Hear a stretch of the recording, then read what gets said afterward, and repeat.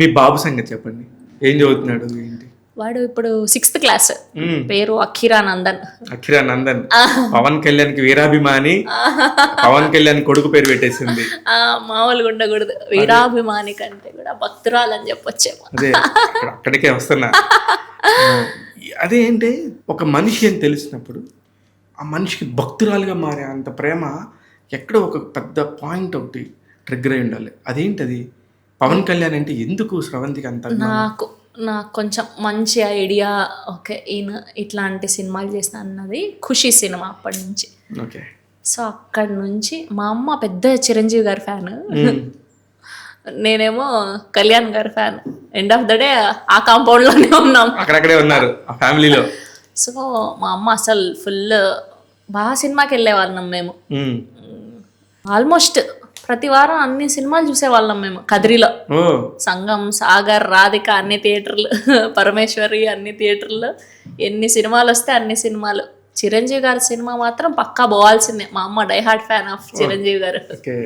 So దాని తర్వాత so ఖుషి cinema అప్పటి నుంచి ఇది మొదలైంది. ఏంటో తెలియకుండా ఆయన ఖుషి సినిమాలో గ్యాప్ ఒక స్వెట్ షర్ట్ వేసుకుంటాడు అనమాట.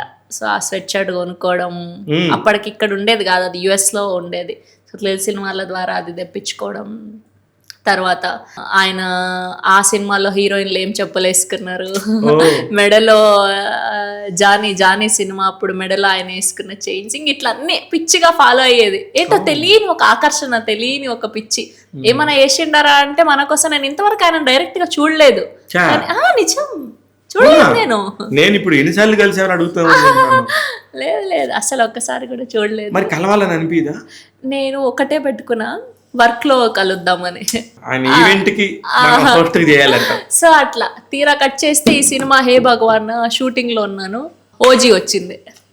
సూపర్. వీళ్ళు పంపమంటే అయ్యో కాంబినేషన్, నరేష్ గారి కాంబినేషన్ అండి, వెన్నెల కిషోర్ గారి కాంబినేషన్ అండి అని చాలా జెన్యూన్ గా నాకే వచ్చింది. సూపర్.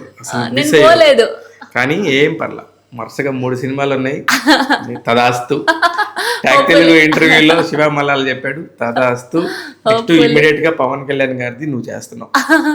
Thank you. హోప్ఫుల్లీ అవ్వాలని కోరుకుంటున్నా. 100% అవుతుంది. మనం చెప్పామంటే తిరిగలేదు, మేనిఫెస్ట్ జరిగి ఉంటుంది అక్కడ.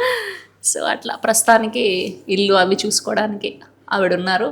మన పని చేయడం మన యత్నం అంతే.